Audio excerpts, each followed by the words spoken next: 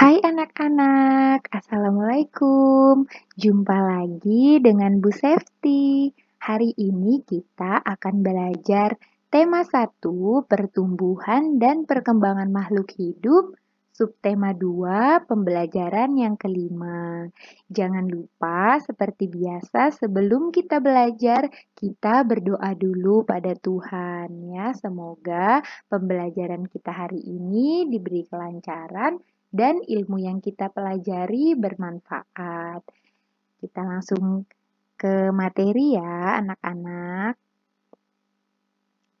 Nah, kita baca sama-sama ya. Saat kecil, Udin menggunakan sepeda roda 3. Sekarang, Udin sudah dapat menggunakan sepeda roda 2 dengan lancar. Rajin berolahraga sepeda membuat kaki Udin menjadi lebih kuat dan badannya lebih tinggi.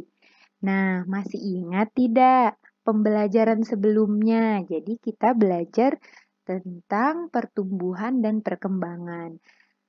Fisik Udin dari sebelumnya, dari memakai sepeda roda 3, kemudian bertambah tinggi, bertambah kuat.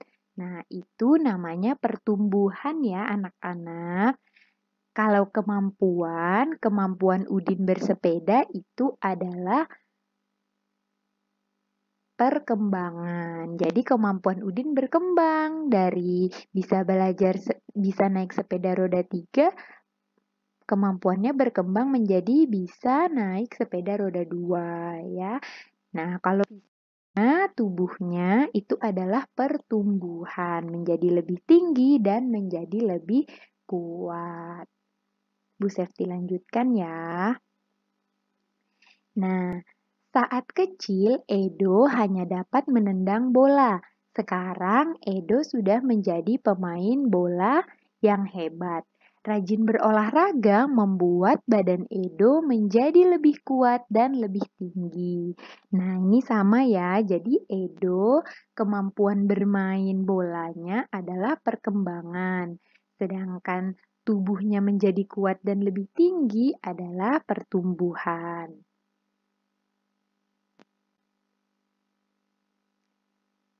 Udin suka bermain sepeda, Edo suka bermain bola. Meskipun olahraga kesukaan mereka berbeda, tetapi mereka tetap rukun. Mereka saling menghargai perbedaan. Siti senang berolahraga lari. Ini Siti nak ya. Dayu senang olahraga renang. Lani senang bermain lompat tali. Olahraga kesukaan mereka berbeda-beda. Berbeda-beda itu tidak apa-apa ya. Kita tetap harus menghargai. Nah, walaupun kesukaan mereka berbeda, namun mereka tetap rukun bermain bersama. Mereka juga suka saling membantu jika melihat teman yang mengalami kesulitan. Mereka saling menghibur pada saat sedih. Jika ada pekerjaan yang harus dikerjakan bersama, mereka selalu bekerja sama. Itu adalah sikap yang baik terhadap teman, nak ya. Nah, sekarang tuliskan pendapatmu mengenai beberapa hal berikut ini. Kita simak sama-sama ya. Yang pertama, mengapa kita harus saling menghargai perbedaan? Nah, yang warna merah ini jawabannya nak ya. Karena dengan menghargai perbedaan akan tercipta kerukunan. Kalau kita mengejek perbedaan, kira-kira apa ya yang terjadi? Iya, hidup kita menjadi tidak rukun. Nah, kalau kita ingin menciptakan kerukunan, dimulai dari kita untuk saling menghargai perbedaan. Nomor 2, apa saja manfaat yang akan kita rasakan jika hidup rukun? Ini ada 3 manfaat, nak ya. Yang pertama, tercipta persatuan dan kesatuan. Kemudian menambah erat persaudaraan dan hidup akan terasa nyaman. Yang ketiga, mengapa kita perlu bekerja sama? Mengapa ya? Karena dengan bekerja sama, maka pekerjaan akan cepat selesai dan terasa ringan. Ini contohnya seperti kita kerja bakti, nak ya, bersih-bersih. Nah, kalau kita bekerja sama, cepat bersih. Kalau kita tidak bekerja sama, lelah ya, dan pekerjaan lama selesainya. Kita lanjut. Nah, apakah kamu dan teman-teman selalu hidup rukun? Apakah kamu dan teman-teman berolahraga?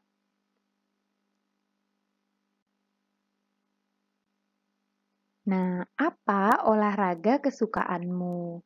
Ceritakan olahraga kesukaanmu dan manfaatnya terhadap tubuhmu. Nah, ini karena belajar dari rumah, di depan teman, kita ganti di depan orang tua, nak ya. Kalian bisa ceritakan olahraga kesukaan di depan orang tua. Kemudian olahraga dapat mempengaruhi perkembangan dan pertumbuhan manusia.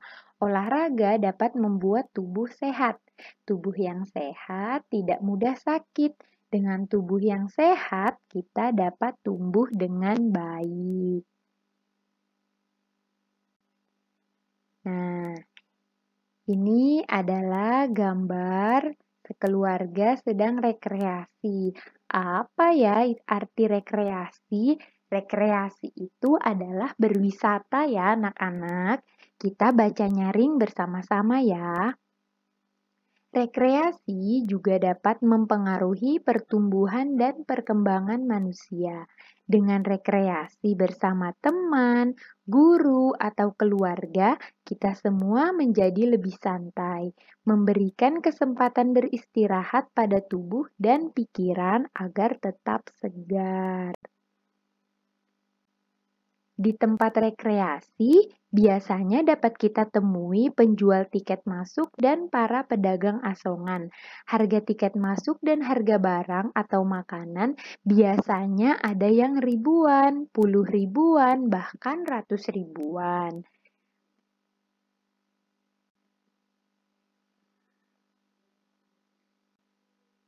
Nah, kamu tentu pernah melakukan jual beli di tempat rekreasi. Salah satu pengetahuan dalam jual beli adalah pengurangan. Selanjutnya, coba kamu pelajari pengurangan dengan bilangan ribuan. Nah, pertemuan sebelumnya kita sudah belajar tentang penjumlahan ribuan. Kali ini kita akan belajar tentang pengurangan bilangan ribuan ya. Nah, di sini Bu Septi punya contoh pengurangan tanpa teknik meminjam. Jadi pengurangan ada dua cara nak ya, atau ada dua macam soal.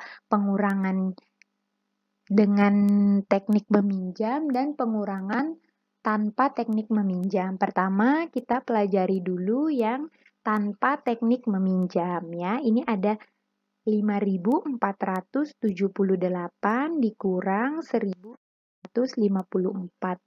Ini kita susun ke bawah. Nah, ini ya. Selalu dimulai dari belakang, nak ya.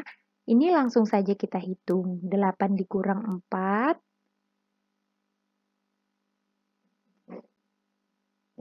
Ya, 4. Kemudian 7 dikurang 5, 2. 4 dikurang 2, 2. 5 dikurang 1, 4. Jadi hasilnya 4.224 ya.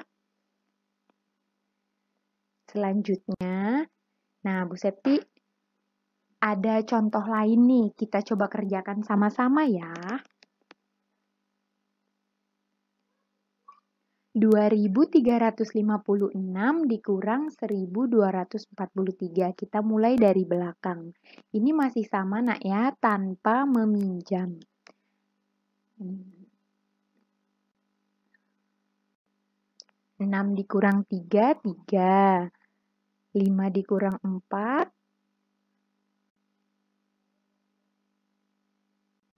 Ya, 5 dikurang 4, 1. 3 dikurang 2, 1. 2 dikurang 1, 1. Jadi hasilnya 1113. Kemudian soal yang kedua. Nih, kita mulai dari belakang juga ya. 8 kurang 2. Iya, 6. 1 dikurang 0. 1. 0 ini sama dengan tidak ada ya. Jangan disebut kosong nak ya. Kita biasakan menyebutnya adalah 0. Bukan kosong. 4 dikurang 1, 3. 3 dikurang 3, 0. Berarti kalau 0 itu tidak usah ditulis. Hasilnya 316. Selanjutnya 9.832 dikurang 7.810. Kita mulai dari belakang ya. 2 dikurang 0, 2. 3 dikurang 1, 2. 8 kurang 8, 0. 9 dikurang 7, 2. Hasilnya 2022. Jadi kalau ratusnya itu tidak, kalau 0 berarti cara bacanya langsung ke sampingnya ya, 2022, tidak ada ratusnya. Nah, sekarang bagaimana cara menghitung pengurangan dengan teknik meminjam? Jadi teknik meminjam perlu anak-anak semua perhatikan. Meminjam dari angka yang di sampingnya. Kita coba hitung sama-sama ya. Dimulai dari belakang juga. 9 dikurang 6.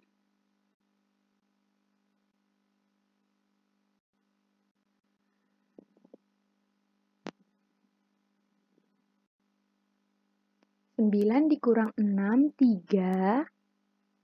Kemudian sampingnya 4 dikurang 2, 2. Nah, ini 2 dikurang 9 tidak bisa anak-anak ya.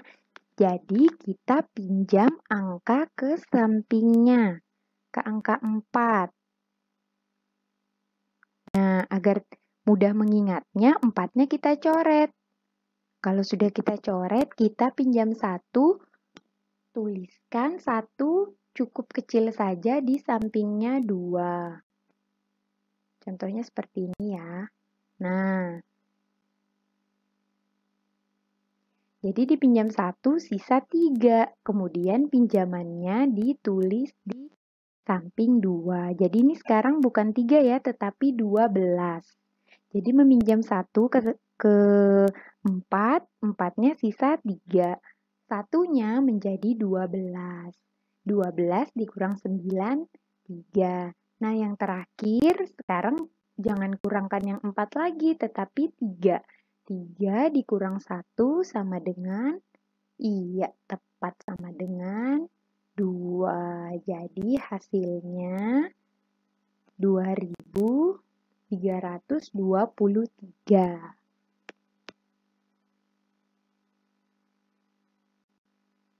Nah, Ibu masih punya lagi nih latihan soal. Jadi kalau matematika atau berhitung ini kita harus rajin-rajin berlatih nak ya, agar kita terbiasa mengerjakan soal-soal. Nih, 5.176 dikurang 4.328.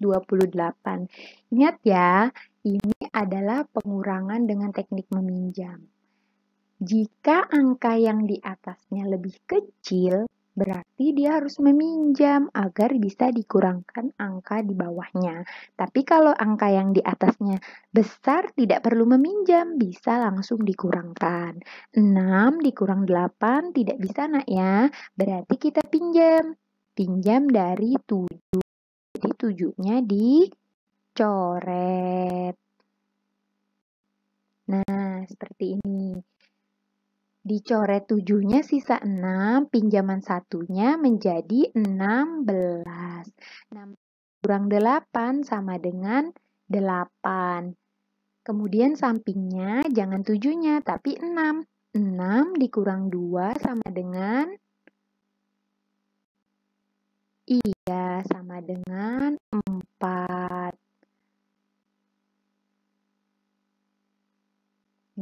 6 dikurang 2 sama dengan 4. Nah, sebelahnya ini tidak bisa dikurangkan lagi, jadi pinjam ke sebelahnya. 5 dicoret, sisanya 4, pinjamannya menjadi 11. 11 dikurang 3 sama dengan 8. 4 dikurang 4 sama dengan 0, jadi tidak perlu ditulis. Berarti hasilnya 848. Kita lanjut ya. Nah ini. 9 dikurang 3 bisa langsung 6. Nih 5 dikurang 8 tidak bisa, pinjam ke 4. Berarti 4 bisa 3. Satunya dipinjam ke sebelah menjadi 15 dikurang 8. Berapa ya hasilnya? 15 dikurang 8, ya 7. Sekarang 3 dikurang 7 tidak bisa, pinjam lagi ke sebelah. 6-nya dicoret, sisa 5. Kemudian pinjamannya jangan ke 4-nya ya, karena 4-nya sudah dicoret. Pinjamannya ke 3. Jadi 13 dikurang 7, hasilnya 6.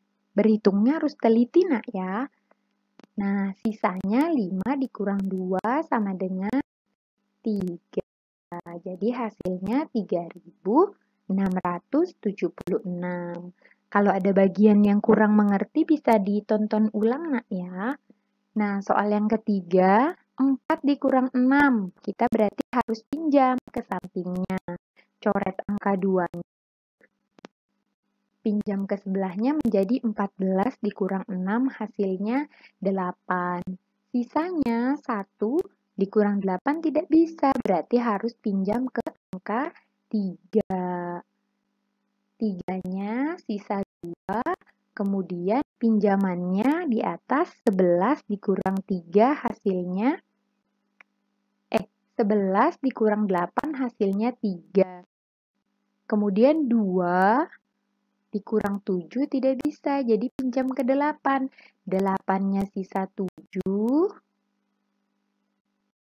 8-nya sisa 7, kemudian pinjamannya menjadi 12. 12 dikurang 7 sama dengan 5. Terakhir, 7 dikurang 5 sama dengan 2. Hasilnya 2.538. Nah, itu dia 2 macam teknik pengurangan. Ada yang meminjam dan tidak meminjam. Kita harus lebih teliti untuk yang teknik meminjam nak ya. Nah, untuk hari ini pembelajaran kita sampai di sini. Semoga kalian bisa memahami apa yang Bu Septi jelaskan. Seperti biasa, nanti tugasnya Ibu kasih soal, kalian kirim di Google Classroom ya. Semangat terus belajarnya dari rumah. Sampai ketemu lagi di video Bu Septi selanjutnya. Assalamualaikum, dadah.